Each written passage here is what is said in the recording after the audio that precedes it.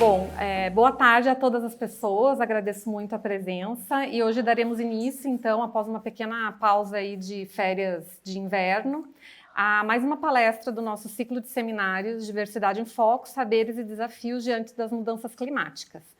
E para quem está assistindo ou presente no nosso ciclo de seminários pela primeira vez, esse é um ciclo associado, né, faz parte do CEPID-CBioclima, que está sediado na Unesp de Rio Claro, e essa atividade é feita aqui na Unicamp, considerando que eu sou uma das pesquisadoras principais e trabalho aqui na Unicamp, no Instituto de Biologia.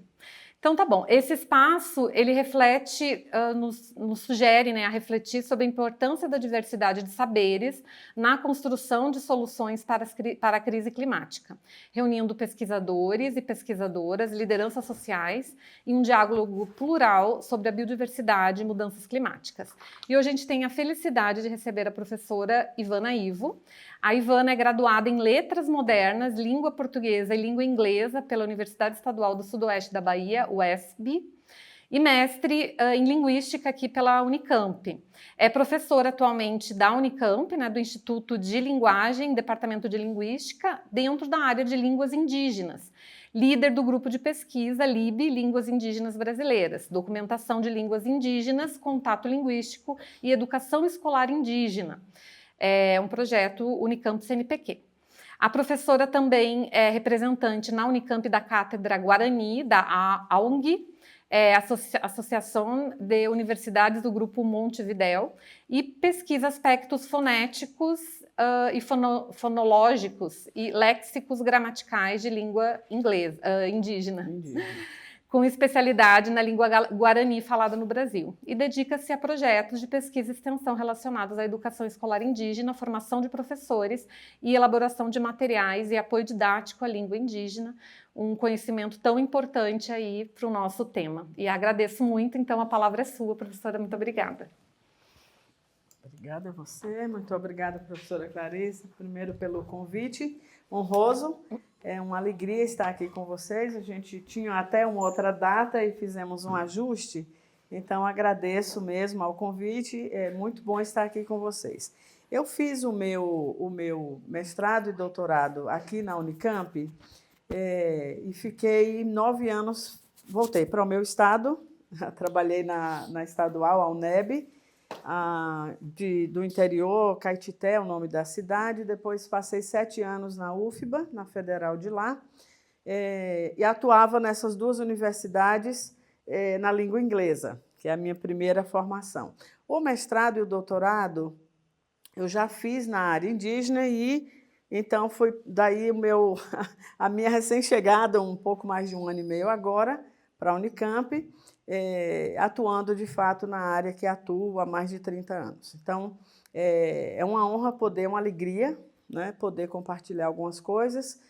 Vou falar hoje sobre o meu tema Povos, Línguas e Culturas Indígenas, Percursos e Aprendizados.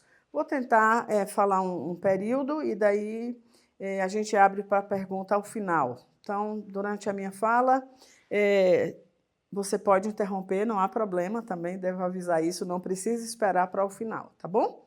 Então é isso, vamos lá? Vamos começar então? Talvez se a gente conseguir... Isso, ótimo.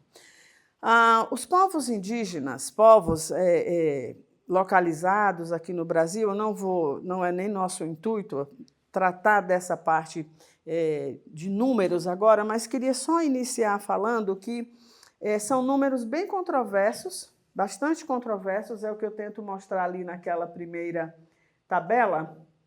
A gente tem classicamente o número apresentado por Darcy Ribeiro, que vai falar de 2 a 5 milhões, e aí vamos para outros antropólogos que também apresentam outros números, como o Melati, e daí vai para os linguistas e o número também é um pouco diferente. Então, fica sempre nesse número aí, entre, sei lá, 5 milhões, 4 milhões, alguns acima também. E há também, não há consenso também, há mais de uma hipótese sobre como se deu a entrada desses povos. Aí você sabe que tem a hipótese da entrada via Estreito de Bering, Daí outros vão falar uma hipótese fortíssima, que é a vinda desses povos pela Ásia. Então, há muitos estudos e que envolvem muitos campos de saber, né? Antropologia, arqueologia, enfim, há muita gente. Há avanços, não é que, quando eu falo que falta consenso, não é que a coisa é desordenada, entenda. É porque, em ciência, tudo depende de método que se aplica. E os resultados, às vezes, são distintos. E a pergunta que fica é: como fazer esses números? Por exemplo, pensar em línguas. Então, um clássico, por exemplo, na área da linguística, é trabalharmos com o número de uma estimativa de 1215.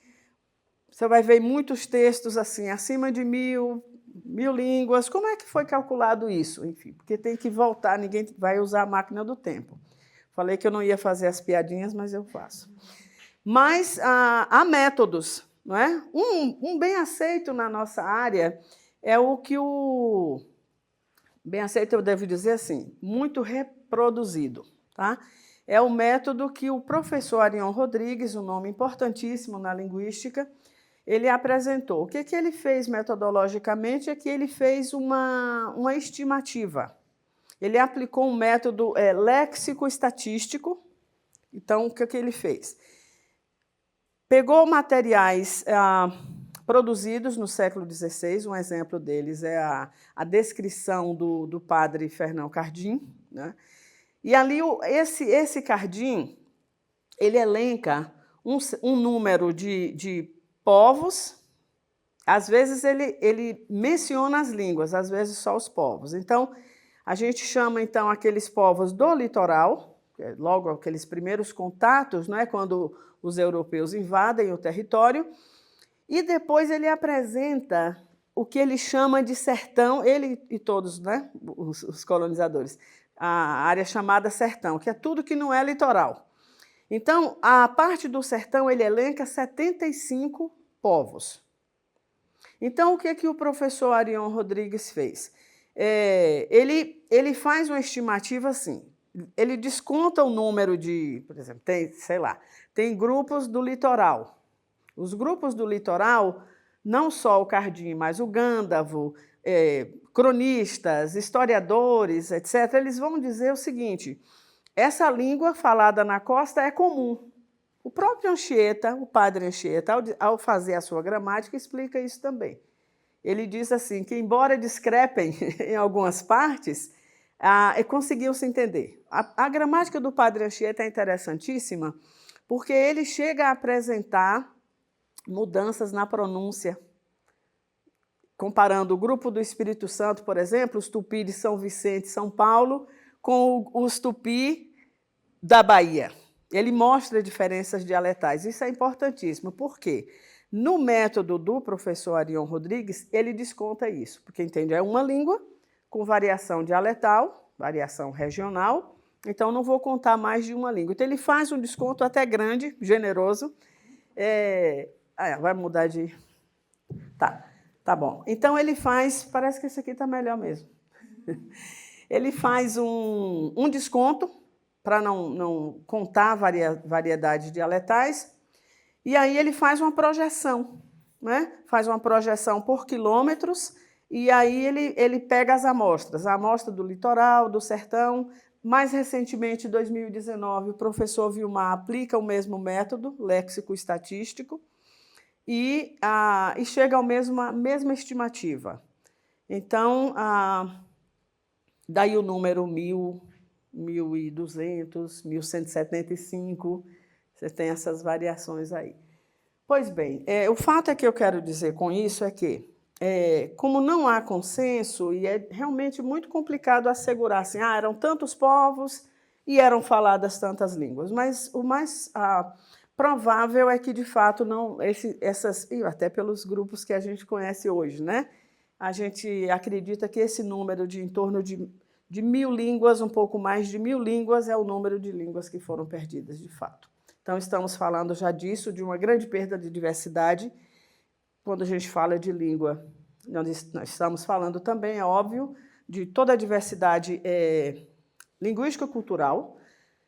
Estamos falando de perda de conhecimento, de epistemologias, de extermínio de povos, estamos falando de várias coisas ali junto, tá? Muito bem. Podemos ir. Isso. Então, os estudos linguísticos têm proposto, ao longo dos anos, também diferentes métodos para agrupar as línguas em famílias, não é? Línguas que são aparentadas, que podem ser agrupadas. Essa é uma tradição na linguística que começa ali no século XIX. A linguística nasce assim, né? Os estudos linguísticos nascem assim. Não exclusivamente, mas predominantemente em busca de entender quais línguas eram parentes de quais. Os estudos comparativos famosos. Então, compara duas línguas, aí várias camadas, vamos dizer, níveis de funcionamento, por exemplo. Quando a gente pensa no nível fonético, né? Nível de pronúncia, então você tem lá uma palavra, vou dar um exemplo aqui. Se a gente olhar, por exemplo, o português, né? Temos aí uma palavra como padre ou pai, né? Pensei agora nas línguas irmãs. Então, você tem pater, pai, padre. Esse é um dos critérios usados para chegar à nossa família linguística, que é as línguas românicas, cujo ancestral é o latim. Então, espanhol, italiano, romeno, português, francês. Eu sempre brinco com meus alunos que você tem os parentes mais próximos e os parentes mais distantes, aqueles que visitam pouco a gente. Então, mas são parentes, né? Então, o francês é um pouco mais distante, a gente não entende assim de pronto, mas o espanhol a gente já consegue um pouco mais, italiano, por conta das similaridades. Então, se comparam aspectos fonético-fonológicos, sintáticos, né, a gramática, o funcionamento da gramática, morfologia, e você chega, então, ao chamado... isso é chamado de classificação genética. Sim. A diferença de fonético e fonológico? Pois bem. Essa é uma pergunta de ouro, viu? Outro dia eu estava num evento, né? E aí um professor amigo de outra área brincou comigo e falou assim, finalmente entendi o que é diferente de fonética e fonologia. Enfim, nunca é tarde. Mas para você que não é da área, tá ótimo. Mas só para dizer que tem gente da linguística que fica ali, que é de outra área, né? Então... Fonético é o físico, é a articulação física do som, tá? O estudo fonético é o descrever um som que é arredondado, um som que é nasal, tudo é físico. Um som que é anterior, o que eu estou dizendo com isso? Ao pronunciar esse som, a minha língua está posicionada mais para frente. Por exemplo, o vogal I. Se quiser repetir, eu adoro que meus alunos repetem. Eu sou professora de fonética e fonologia, como você viu pela apresentação. Quando a gente faz um I, é anterior, língua para frente. Se eu faço um U, por exemplo, eu tenho um recuo de língua. Esse som é classificado como som posterior, uma vogal posterior. Então, isso é físico. Isso é físico. Não altera se você fizer um pouco mais para frente, mais para trás, a gente tem um limite para a gente entender a palavra. Vou dar um exemplo bem clássico que a gente dá na nossa área, a consoante T, por exemplo, T e D. Eu falo T antes de A, né, como talo, eu falo antes de O, como todo, mas no meu dialeto, e acho que de alguns de vocês aqui, quando eu tenho a vogal I, eu vou fazer um processo de palatalização, porque fonologicamente o I é uma palatal. Então, eu vou falar, por exemplo, tia e não tia. Mas há dialetos no Brasil que o fazem, né? O pessoal do Pernambuco, do Rio Grande do Norte, Paraíba vão fazer tia, ou dia e eu vou fazer dia. Essa é uma variação fonética, não muda o sentido. Se eu falar leite, ou leite, se for de Santa Catarina, todo mundo vai entender do que estamos falando. A fonologia, não.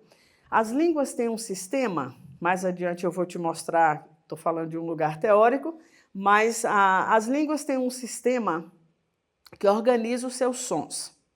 O que eu quero dizer com isso? Nós temos o mesmo aparato, nós, os seres humanos, o mesmo aparato de órgão em termos de produção de sons. Então, temos os mesmos órgãos, não tendo qualquer problema físico, podemos pronunciar qualquer sons de qualquer língua do mundo.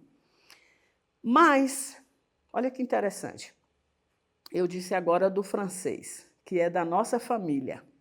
Mas o francês articula sons na posição uvular, como um R, né? Usando a úvula, aquela sinetinha que a gente tem lá no fundo, enquanto o português não usa os sons aqui, naquela posição. Por que as línguas selecionam os sons que vão usar para criar sentido? Porque cada língua tem um sistema. Isso é fascinante. E é isso que a fonologia busca. Então, essa delimitação do uso dos sons é interessante porque, diferentemente da fonética, o sistema fonológico define o sentido. Se eu falar a palavra talo, como eu dei o exemplo, talo, se eu tirar o T inicial e colocar um P, palo, eu mudei o sentido. Ele nem existe, né? Que eu não sei o que é palo, mas eu posso fazer um exemplo de palavras que mudam o sentido e que façam sentido. Por exemplo, mala, M-A-L-A, mala, tá? E eu posso falar pala, que outro dia eu descobri que meus alunos aqui de São Paulo não sabiam o que era pala, né? Muito bem. Sabem o que é pala? Alguém falou que sabe, diga aí. Conversa fiada. Ó, conversa fiada. E aí a gente brinca com os sentidos, tá? Bem, o fato é que o fonema inicial não pode ser trocado um pelo outro ou eu altero o sentido. Isso cabe à fonologia. A fonética cabe à pronúncia. Tudo bem? Pergunta é ótima. Então, os estudos comparativos, que por muito tempo foi o que vingou na linguística brasileira, em outros países também, a busca por agrupar essas línguas. Então, agrupou, o ancestral comum é o que a gente vai chamar de tronco, como você pode observar ali, o tronco tupi. É uma convenção. Você cria, no caso do latim, não é convenção, você sabe que existiu, foi falado e tal. Como a gente não tem os dados lá para trás, então, cria-se uma língua que a gente chama... Cria a língua, não, eu entendo. O nó que amarra as famílias é uma convenção, isso é o tronco, tá? Aí, a convenção vem de onde? Por conta das línguas descendentes. Então, ali em amarelo, o tronco tupi tem as famílias. As famílias. Muita gente confunde tupi com tupi-guarani agora hoje, vocês vão entender tudo. Então, por exemplo, vejam, o tronco tupi está ali. Primeiro quadrinho acima, a gente tem a família tupi-guarani. Pelas comparações, essas línguas são muito aproximadas. Olha o número grande. Lá está o Guarani entre elas. Se você olhar a primeira coluna, de baixo para cima, terceira língua. Então, Tupi-Guarani é a família, convencionalmente chamada Tupi-Guarani. Por quê? Porque tem línguas do ramo Tupi e línguas do ramo Guarani, compreendidas como descendentes de um ancestral comum, que aí convenciona se chamar o tronco Tupi. Tá claro? Ótimo. Aí, com isso, vocês observam, ó, tem o tronco macro-G, o outro que conseguiram, né, os estudos conseguiram avançar e agrupar essas famílias, embora haja controvérsias em alguns pontos. Essa professora que vos fala, por exemplo, há um tempo eu estou estudando o não está ali, a língua Quiriri, é dada como... Aqui, essa proposta do professor Maia é de línguas faladas, tá? Já eu vou explicar essa coisa de perda de língua, mais à frente vocês vão entender. Então, tem uma língua chamada Quiriri, que é não mais falada, mas compreendida como do tronco macro-G. E eu venho há uns 2 anos apresentando alguns trabalhos e refutando realmente o agrupamento do Quiriri ali. Só eu não, isso é o que a gente gosta de fazer, né? Então, estamos sempre retomando. Mas são propostas de classificação só para vocês entenderem. Tronco tupi, tronco macro-G E aí tem as famílias, as grandes famílias, a Aruac, por exemplo, uma grande família linguística, e tem o que nós chamamos de línguas isoladas. Isoladas em que sentido? Às vezes você só tem um exemplar de uma língua falada e não tem mais outra, nada parecida com ela, ou seja, uma língua para a qual não foi possível definir um parentesco com outra. Então, a gente chama língua isolada, é nesse sentido. Não tem a ver com número de falantes, não tem nada a ver, só não está classificada. Então, um exemplo de uma língua isolada, vocês vão conseguir, eu estou sem um pointer, né? Mas, enfim, essas que aparecem sozinhas. Então, a gente tem classificação em tronco, em família, agrupamentos menores e línguas isoladas. Tudo bem? Ótimo. Tá. Podemos ir. Então, pensando nesse agrupamento, eu trouxe um número aí, né? Um número que tem sido usado pela área, não só linguística, tá? A gente tem uma ligação boa com a antropologia, né? Então, tem muitos estudos assim correlacionados. Então, o que temos? 5 grandes grupos: tronco tupi, macro G, família Caribe, família Aruac ou Arawak e família Pano. 9 famílias, ou seja, aquelas que não foi possível reconstruir uma língua ancestral, mas estão agrupadas. 9 famílias em agrupamentos menores: Guaicuru, Nambiquara, Tiapacura, Pano, Mura, Catuquina, Tucano, Macu e Yanomami.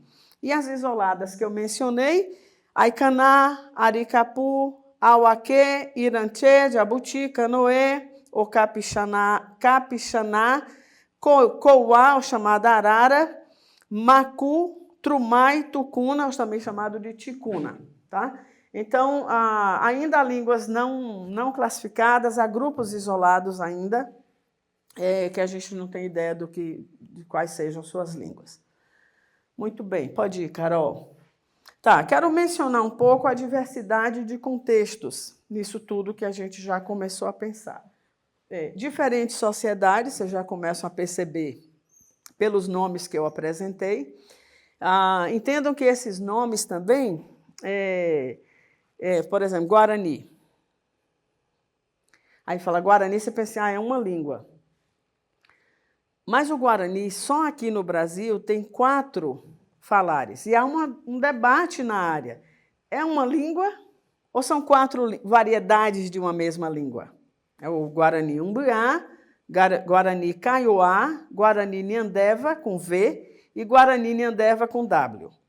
Então, preciso os estudos irem avançando, a gente vai comparando, observando dados para entender se é uma língua ou se são 4. Né? O Guarani está aqui no Brasil, nesses 4 grupos, na Bolívia, pelo menos 4 grupos também, e diferentes alguns do Brasil. É falado no Paraguai e falado na Argentina. Veja a expansão e importância dessa língua. Infelizmente, ainda pouco conhecida, né, pela sociedade brasileira. Então, o que temos é diferentes sociedades, diferentes culturas e diferentes línguas. São diferentes povos. Tá? Pode ir, Carol. Distintas situações de contato, isso é bem importante. Então, você tem contato, eu vou mostrar dados já. Você tem sociedades indígenas com sociedades indígenas, aqueles que estão próximos, não só por proximidade, não só. Muitas vezes tem relações, por exemplo, um povo que só pode se casar com povos de outras, né? Com outros povos. Então, você tem obrigatoriamente ali um cruzamento, e isso resulta também nas mudanças linguísticas, porque você vai ter dados de uma e de outra, enfim, nos empréstimos, como eu vou mostrar um pouquinho. E sociedades indígenas e os europeus. Porque, por exemplo, o Guarani teve uma história de contato intensa com os espanhóis. Tem muito dado do espanhol na língua Guarani, eu vou lhes mostrar. Então, esses contextos todos a gente precisa considerar e são importantes para entender essas línguas. Agora sim, variação dialetal, que eu já mencionei a situação do Brasil. Cangangue, por exemplo. Você tem o cangangue falado no sul do país, é bastante diferente do cangangue falado em São Paulo, que convencionalmente nós falamos em cangangue paulista. Então, aí volta a mesma questão. São variedades dialetais ou são 2 línguas e os estudos aqui buscam mostrar isso. Yanomami é a mesma coisa, tem 4 falares, né? Então, uma discussão sobre isso. Pode ir, Carol. Agora ela está... Espera. Prestígio e domínio linguístico de alguns povos em situações de contato. Por exemplo, o Parque Xingu tem vários povos ali, várias línguas. E há essa coisa de prestígio, tá? Línguas mais que se impõem, né? E línguas que são realmente dominadas, não podem ser usadas, não tem prestígio social. Então, os contextos, é o que eu quero mostrar com esse slide, é que não há o contexto não tem nada com assim, coisa homogênea, assim, as línguas indígenas, ou a língua indígena, o que é a língua indígena. Então, vocês estão percebendo essa pluralidade de situações. Tá? Não só o número que a gente tem hoje, eu devo dizer, o número que a gente estima é entre 160 a 170 línguas. Embora o censo 2022 vai te dar um número de mais de 300. Metodologia também. Se você faz uma metodologia com autodeclaração, você pode chegar a um número maior do que aquele real. Então, você fala a língua indígena, às vezes por questões... Estou falando isso aqui com muito respeito, tá? Por questão de autoafirmação, defesa de território. Aqui tem população X e todos falamos a língua. Entende? E aí esse número, por isso essa discrepância. Tá? Os estudos linguísticos, e mesmo de alguns antropólogos, fica nessa margem de 160, hoje, a 170 línguas faladas no território. Tá? É um número grande, mas aquela perda grande que eu mencionei de pelo menos 1.000 línguas.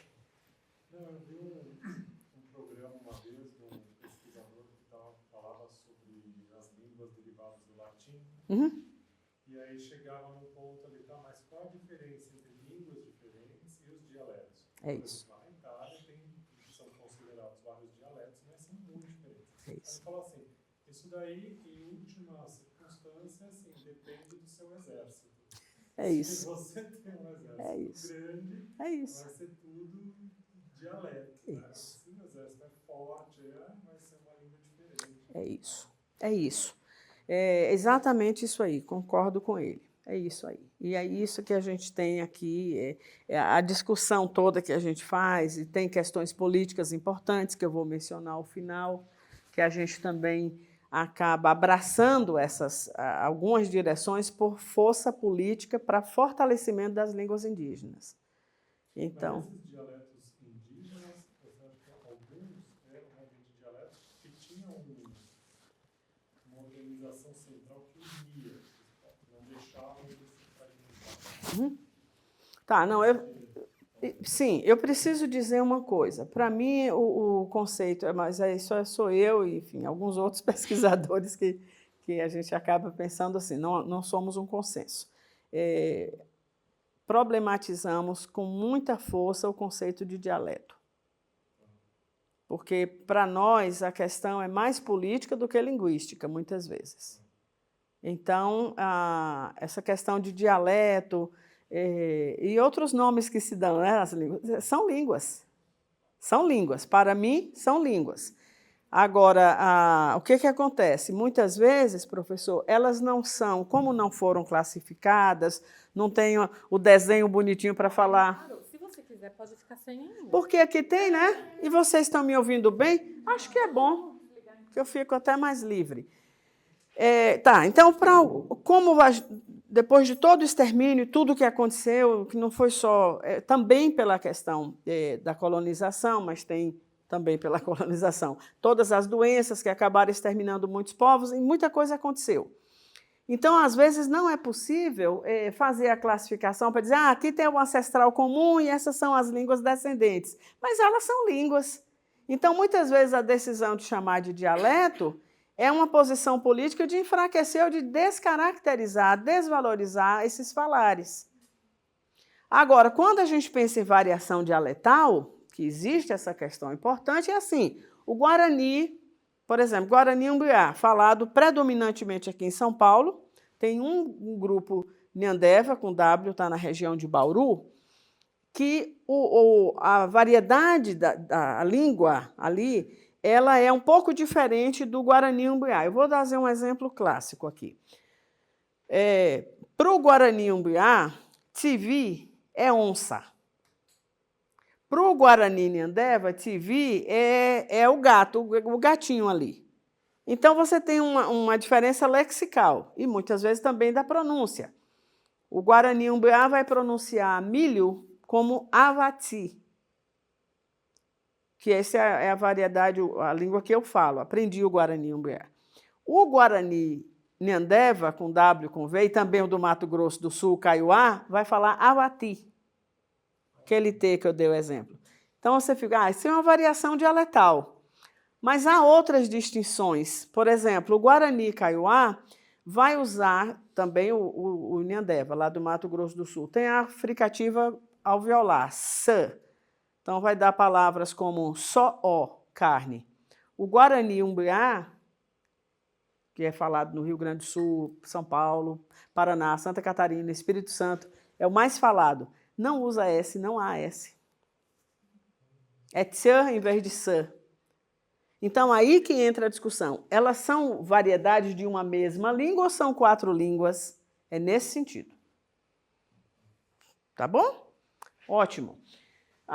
Pronto, podemos ir um pouco mais. Condições de contato entre as sociedades, você vai ter empréstimos, eu vou explorar um pouco ou bastantinho isso agora. Você vai ter situações de empréstimo, você vai ter desenvolvimento de bilinguismo. Os Guarani Umbiá que eu acabei de mencionar são você vai encontrar diferentes níveis, mas muitos bilíngues. À exceção das crianças que ficam monolíngues até ir para a escola. A gente poderia, não vou ter tempo de discutir especificamente a educação escolar indígena, que várias coisas importantes para a gente discutir ali. A geração mais velha, você encontra monolíngues, só falam Guarani, e as crianças. Mas aquela geração ali no meio, né, o pessoal hoje com a internet e as redes sociais, tudo, então você tem vários bilíngues, pessoas com quem você vai conversar tranquilamente em português, vão entender e vão se fazer entendidos para você. Tá? Agora, outros você tem contexto de multilinguismo. Eu vou mostrar a vocês um pouco agora. Pode ir, Carol. Então, diferentes desdobramentos. Pode ir. Em situações de contato, né, os resultados não são tão óbvios assim. Tá? Não são tão previsíveis, devo dizer. Então, você tem substituição da língua materna. Então, por exemplo, vou mostrar algum exemplo mais... Acho que já é o próximo slide, mas não precisa não. Os grupos indígenas no Nordeste, todos eles, vou dizer boa parte, mas me corrigir. Só uma língua indígena é falada para a comunicação no Nordeste, que é a língua Iatê, falada pelos Funiô, em Pernambuco. Os demais povos indígenas do Nordeste, Quiriri, Tupinambá, Pataxó, Pancaru, Pancararu, todos, vou colocar com aspas, perderam as suas línguas maternas. É o que a gente chama de substituição. Tá? Então, esse é um resultado. Que é tão grave o avanço da colonização, todo o domínio social, extermínio, todo o massacre, em várias direções, que as pessoas deixam de falar suas línguas. Elas sabem quem são. Eu sou Quiriri, né? Um indígena ali vai dizer, não falo a língua, não sei nada da minha língua. Né? Então, isso é muito triste, muito triste. Outro resultado, fusão. No Paraguai, aconteceu esse resultado, importantíssimo, interessantíssimo, como fenômeno linguístico. A área que hoje é o Paraguai, na verdade, assim, o que era o Paraguai no século XVI, século XVI, XVII, o Paraguai envolvia tudo que a gente conhece ali, Argentina, Bolívia, tudo era uma província só. Tá? Bolívia, Argentina, Uruguai, tudo era a grande província do Paraguai. O grupo predominante encontrado ali é o grupo Guarani. Enquanto no Brasil, no litoral, qual era o grupo predominante? No litoral, aqueles primeiros anos, os grupos Tupi. Tá? Que eu mencionei já há pouco. Tupinambá, Tupi de São Vicente, o Tupiniquim, enfim. Na região sul, né, depois de São Vicente, de São Vicente e São Paulo, se você retomar o tratado, vocês sabem melhor do que eu, talvez, dali para baixo pertencia à Espanha, tá? Enquanto o tratado era observado. Então, o que os espanhóis, com que povos o povo espanhol tem contato predominante é com o povo guarani, não apenas, mas predominantemente. São feitas alianças.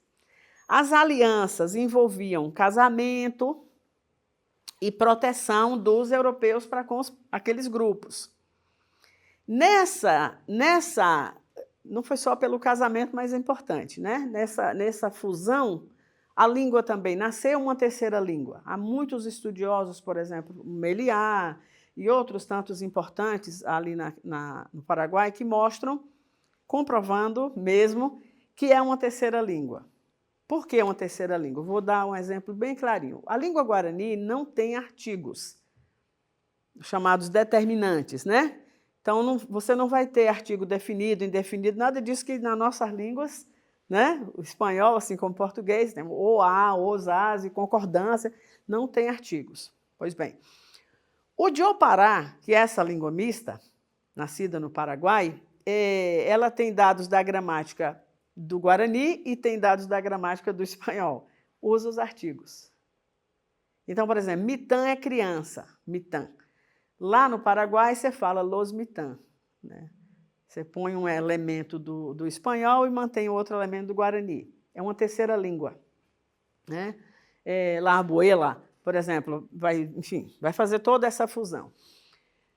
Monolinguismo, tem línguas, tem povos que mantêm, né? Se mantêm monolíngues, é outro resultado possível. E os diferentes graus de bilinguismo, que é o que aconteceu no Brasil, né? Diferentes graus de bilinguismo e algumas situações de monolinguismo. Vou mostrar um pouco agora. Tá, então aqui é só para mostrar um pouco do Guarani falado no Brasil. Observe como, eu não vou falar exemplo por exemplo, tá? Porque a gente vai se demorar, mas vou mencionar o primeiro ali, ó.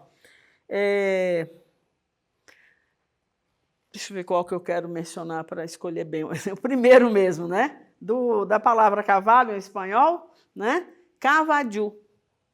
Não tem as líquidas, lã, lhã, Guarani não tem esses sons, né? O sistema fonológico não articula lã e lhã. Vocês já sabem disso, que alguns povos que não têm esses sons vão fazer um rã no lugar, né? Como a gente ouve muito. O Guarani coloca a palatal djã. Então, cavadiu, que também é falado assim em alguns lugares, onde se fala espanhol. Mas o acento, que é paroxítona no espanhol, é a penúltima, que é a forte, no Guarani, o padrão acentual é oxítono. Então, se acentua a última. Onde tem esse tracinho ali, a transcrição fonética. Onde está aquele tracinho é o início da sílaba forte. Então, cavadiu. Né? Assim como nós fazemos ajustes quando emprestamos palavras do inglês, do francês, a gente faz ajuste, né? Normal. Pode ir. Só falando um pouco dos acentos, eu acho que eu posso ir para frente. Pode ir, Carol. Só eu queria mencionar que essas observações nem sempre são tão óbvias, né?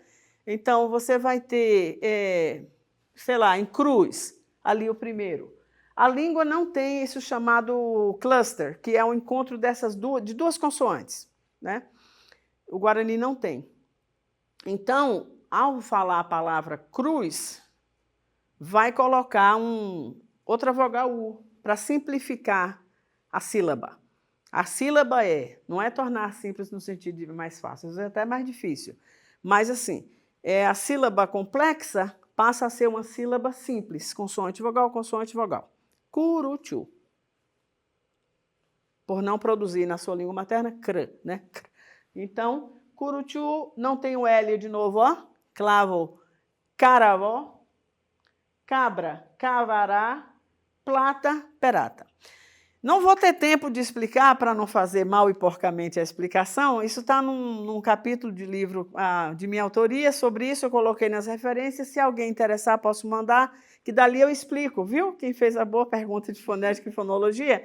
Nesse artigo eu explico os ajustes e transferências fonético-fonológicas que o Guarani fez no contato com o espanhol. Então, eu explico esses processos aí todos e vocês estão observando no primeiro dado, não resisto a chamar a sua atenção, que a vogal que entra é o U.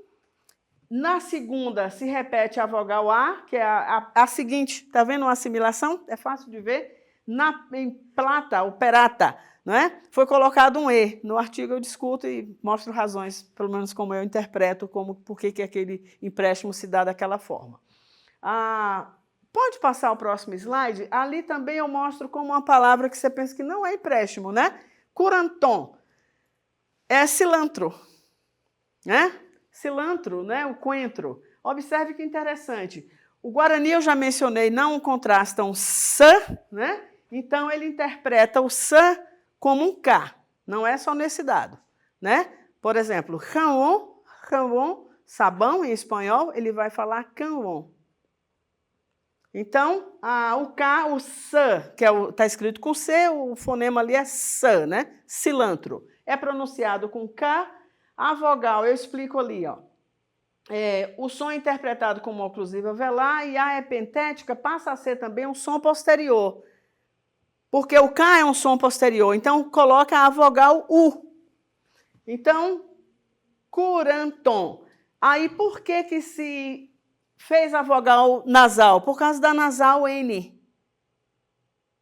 Olha quantos processos, pelo menos 4 processos no empréstimo, né? E aí eu mostro isso lá no trabalho com mais detalhes, não dá tempo a falar tudo aqui. Mas o que eu quero dizer é que, como qualquer língua natural, em contato, empréstimos são interpretados com que filtro? O filtro da nossa língua materna. A gente não fala Facebook porque a gente acha mais bonito. É porque na nossa língua nós não terminamos palavras com consoante. E o nosso acento preferencial é o paroxítono. Então, Facebook, para acentuar a primeira, a gente raramente faz em português. Então, a gente joga o acento para frente, a nossa epêntese preferencial é I. Como nós não terminamos com consoante final, a gente coloca um I. Ajusta o acento e adiciona I. Face, não fez, Facebook. E está lindo. Todo mundo entende. Facebook, está lindo. Está ajustado perfeitamente à nossa fonologia. O padrão acentual e também a epentética. Isso é maravilhoso, as línguas fazem isso, tá? Muito bem. Bilinguismo e multilinguismo. Pode ir, Carol. Pronto, então só para ilustrar, ó, essa aí é um quadro, eu falei que ia mostrar a vocês, ainda que brevemente, línguas caripuna, galibi, galibi-malorno e palicu. Todos dividem o mesmo território. O que acontece? Multilinguismo. Esses caras lá, que alguns da sociedade brasileira tratam como ineptos, tratam como não inteligentes, alguns até ainda repetem a sandice de que foi feito lá no início da colonização, que talvez não seja nem gente, né? Falam 4, 5 línguas. E alguns dessa sociedade inteligente talvez estão tentando a segunda e aí sem entender, né? E os caras falam, às vezes, 5, 6 línguas, né? Além das indo-europeias, português, inglês, espanhol, em alguns casos de fronteira, e esse é um caso, né? Falam francês. Tem, inclusive, uma língua ali para comunicação, né? Eu cito isso ali, ó. Além das línguas indígenas, falam esse patuá, né? De francês, com base francesa. Então, assim, são as áreas chamadas pela linguística de áreas multilingües, tá? Um outro exemplo, pode ir, Carol, a região ali, eu estou dizendo, né, o Tucano Oriental, Nadrup, estou citando a professora Storto, 4 famílias linguísticas diferentes, há pelo menos 6 séculos. Olha que fascinante. Tucano Oriental, Nadrup, chamado também Macu, Aruac e também Tupi-Guarani, né? Então, citando a professora, há aproximadamente 24 línguas faladas nessa área, sendo que 15 se encontram no Brasil, porque tem ainda a fronteira. E aí lá você adiciona o espanhol, né? A região de fronteira, Colômbia e Venezuela. Então, são chamadas áreas essa diversidade que você tem ali de conhecimento, epistemologia, de língua, de cultura, é um negócio assim fascinante. Fascinante. A Storto é uma das especialistas, é linguista, mas especialista, né, nessa área aí. Eu recomendo mesmo para quem interessar, as leituras dela. Pode ir, Carol. Só mencionar um pouco, eu acho que eu já falei bastante.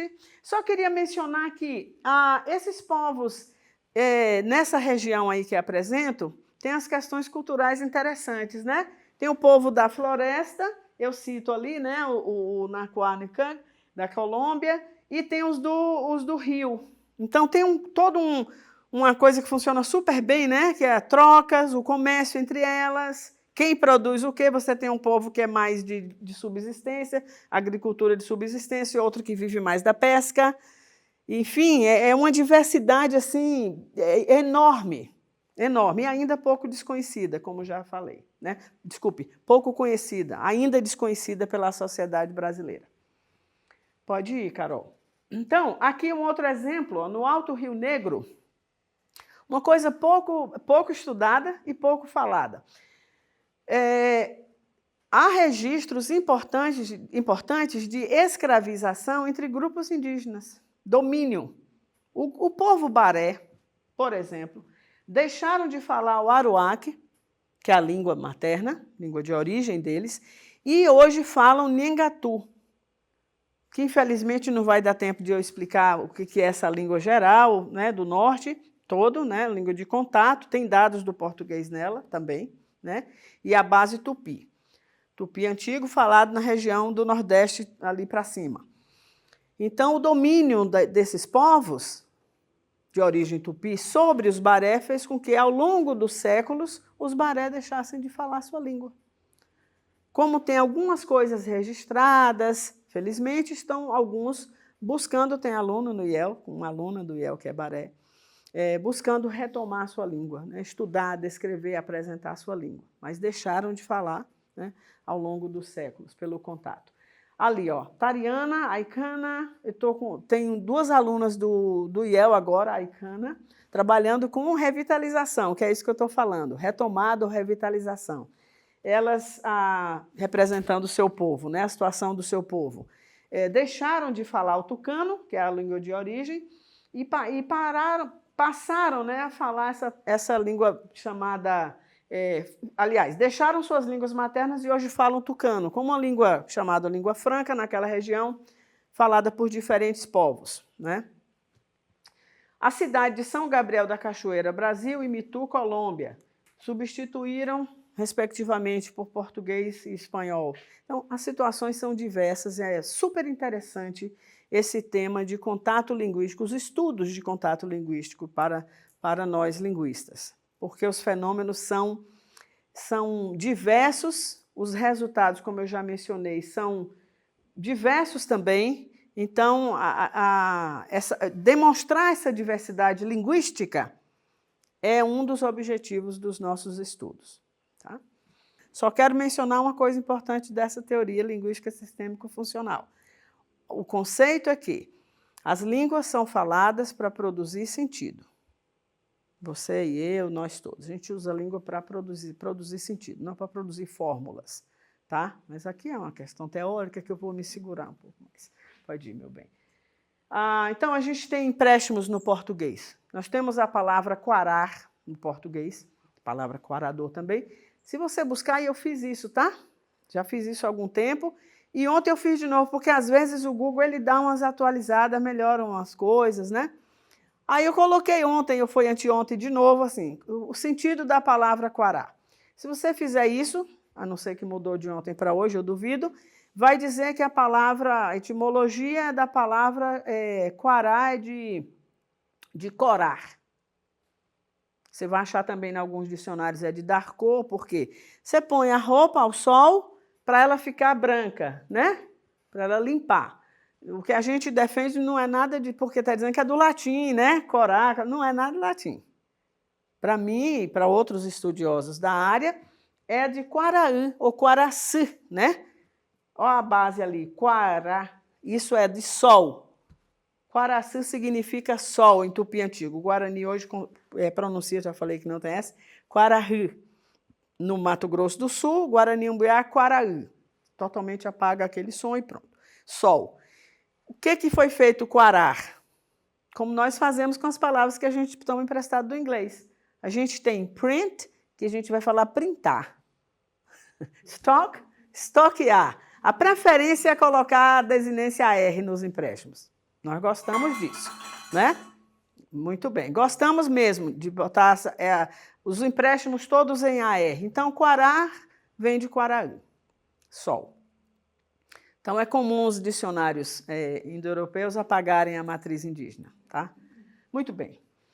A gente pode ir, Carol? A gente tem também do português no Guarani Umbiá, como aroi, naran, de laranja, né? Do espanhol, provavelmente.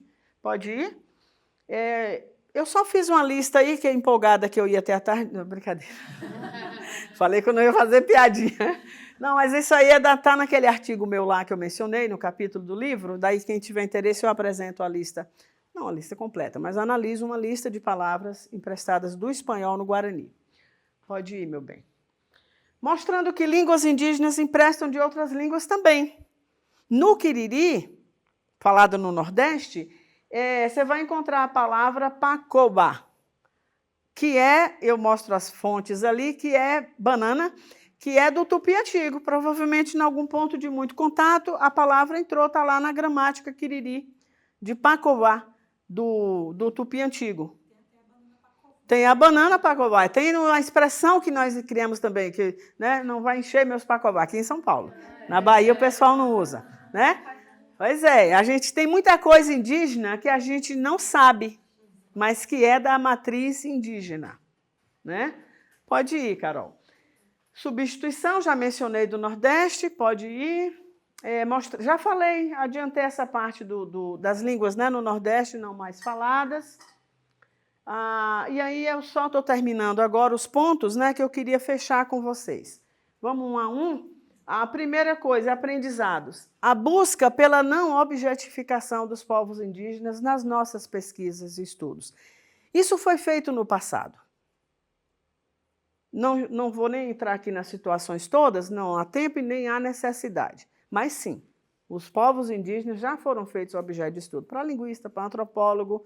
Então, a busca é não fazer isso, mas garantir o protagonismo indígena, né? Tenho a alegria hoje de ter um orientando aqui no IEL, Matsés, né? Falante da língua, Matsés é a língua materna dele, Fidêncio. A busca é essa, ajudá-los, dar o suporte, que eles sejam os próprios pesquisadores de suas línguas, de suas epistemologias, enfim, essa é a busca.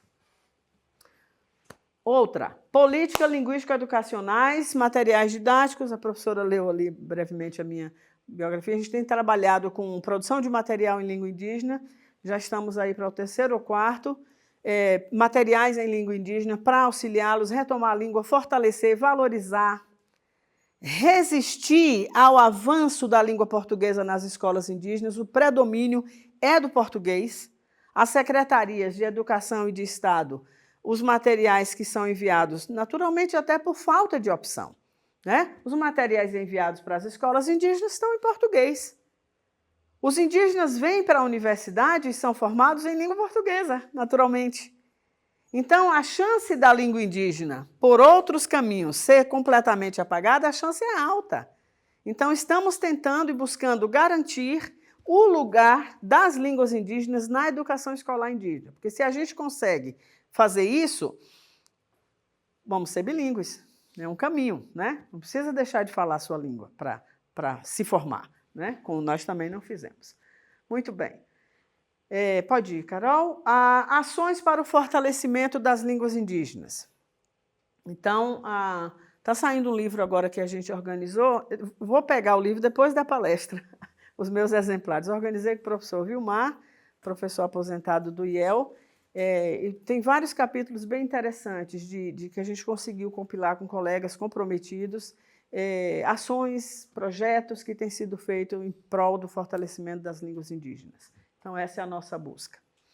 Muito bem. Estão minhas referências. Agradeço muitíssimo, de novo, ao convite da professora Clarice, agradeço a Carol, está sempre em contato ali comigo, e a todos vocês pela atenção. Vamos abrir para perguntas uns minutinhos, não deixar ninguém, se tiver. Obrigada. Obrigada.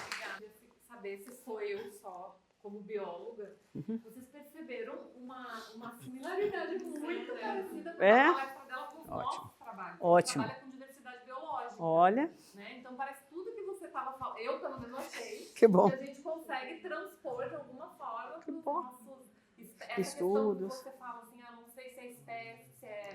Dialeto ou língua? É espécie. É população. Isso é uma coisa clássica da nossa coisa boa. pesquisa. Coisa então, boa. Muito legal, assim. Que bom. Conseguir enxergar isso e também colocar aqui para o pessoal.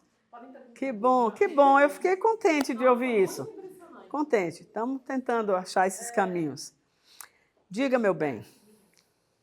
Tudo bom? Tudo bem, Nossa, querida. muito legal a palestra, gostei muito. Obrigada. E eu fiquei pensando na questão da língua, né, usada para a construção de sentidos. Que as construções de sentidos são a partir da língua, né? E eu sou muito curiosa também com o que eu já ouvi falar bem por cima, assim, do que acontece naquela Universidade UNILA. Sim. E aí, não sei, eu queria saber mais sobre as perspectivas, tipo, disso, né, de se falar mais de uma língua na universidade. O que se fala na linguística, né, em relação a isso acontecer em mais lugares, além de uma universidade isolada, assim. Sim. Não, sua pergunta é ótima e ela tem várias consequências. Eu vou tentar ser bem objetivo aqui, mas tem muito para se discutir aí. Por exemplo, é a parte da teoria, né? Quando eu falei da linguística sistêmico-funcional, é que a gente entende, a gente vê a língua como aqui eu estou falando de uma representação, um mapeamento, né? Então, a proposta do Halliday, e depois Halliday e Madsen, é essa ideia de uma língua que pode ser descrita em seus estratos. Então, por exemplo, eu tenho um extrato semântico. Eu tenho um sentido. Por exemplo, eu sei o que são frutas, pensando nas categorias, e eu sei o que são peças de um vestuário. Nossa língua tem uma única palavra, manga, que vai me servir para fruta e vai me servir para manga. Vou dar um exemplo bem para ser rápido, né? Porque tem outras reflexões científicas em torno disso. Mas eu tenho duas palavras, uma palavra que vai me dar dois sentidos. Manga. Tá. Você tem o extrato semântico, você tem o extrato léxico-gramatical, que é a forma, mas você tem também a fonologia, que está acontecendo ali, que me diz como eu pronuncio isso. Por exemplo, em manga, todo mundo está fazendo essa vogal nasal, né? O A ali, né? A segunda não. Então, nós temos um jogo ali de coisas simultâneas.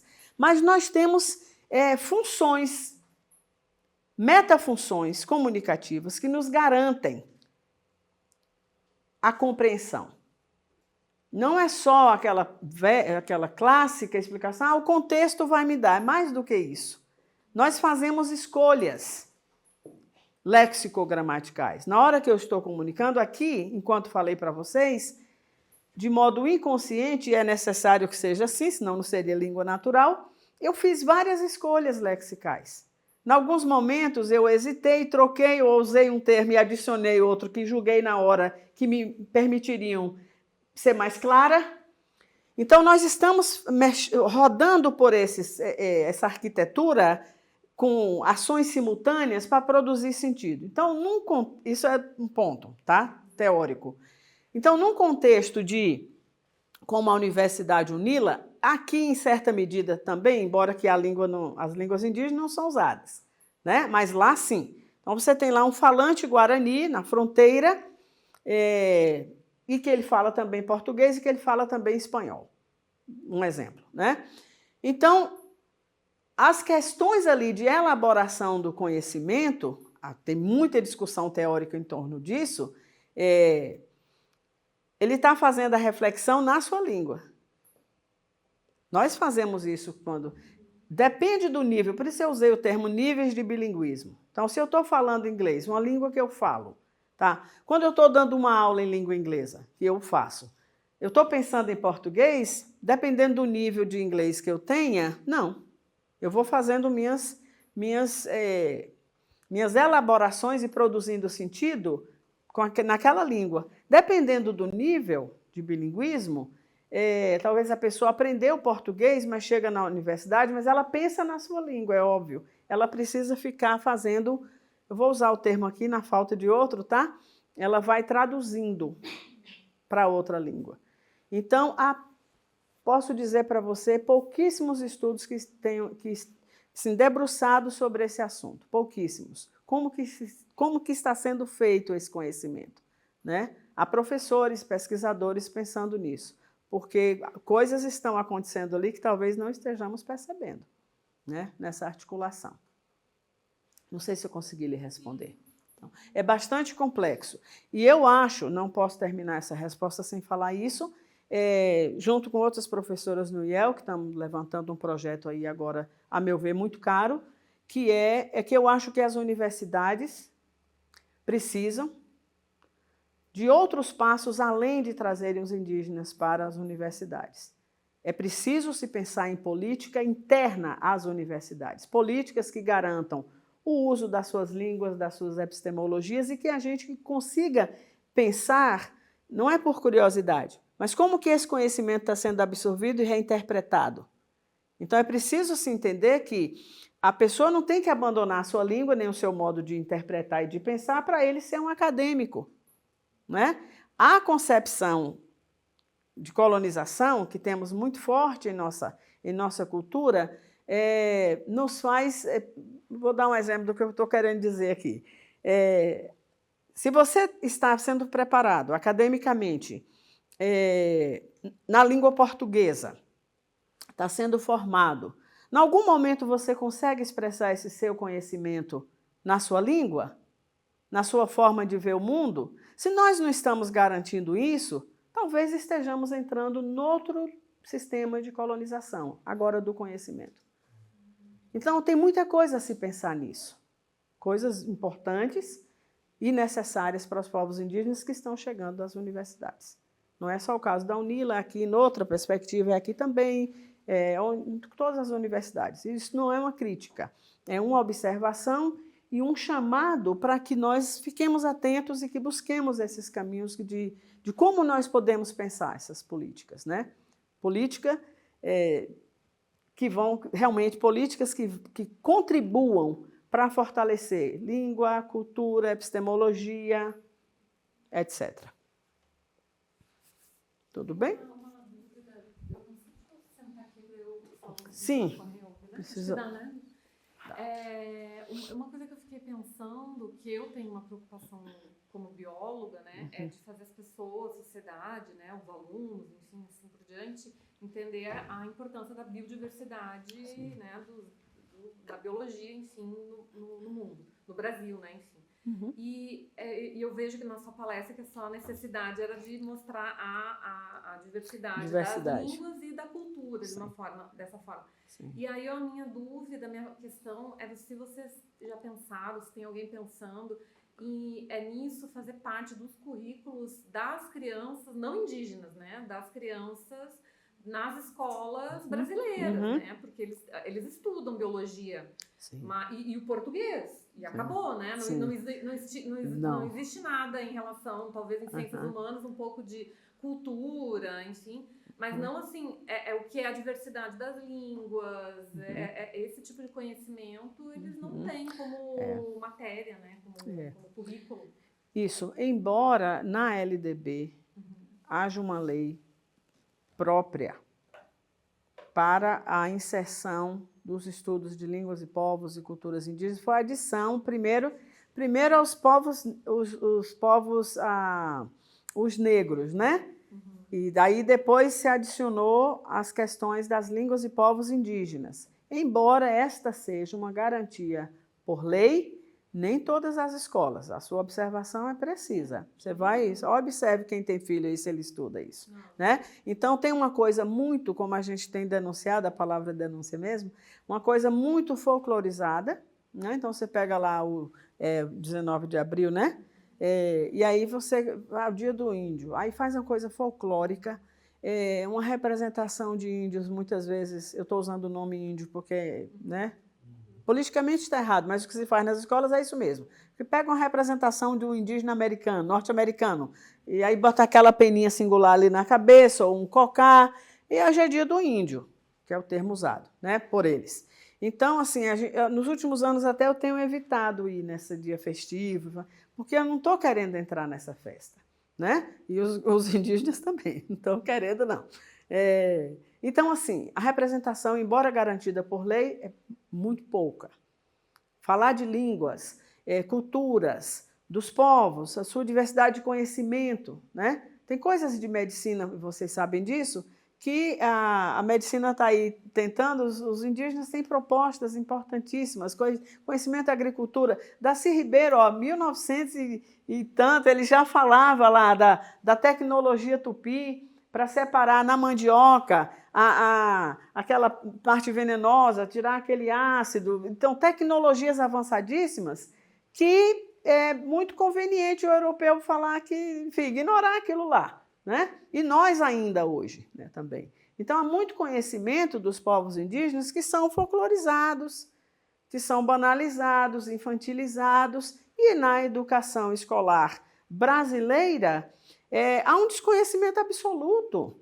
Né? Por que nossas sociedades tão pouco sabem sobre os povos e diversidade de línguas de povos? Porque ninguém nunca falou para eles.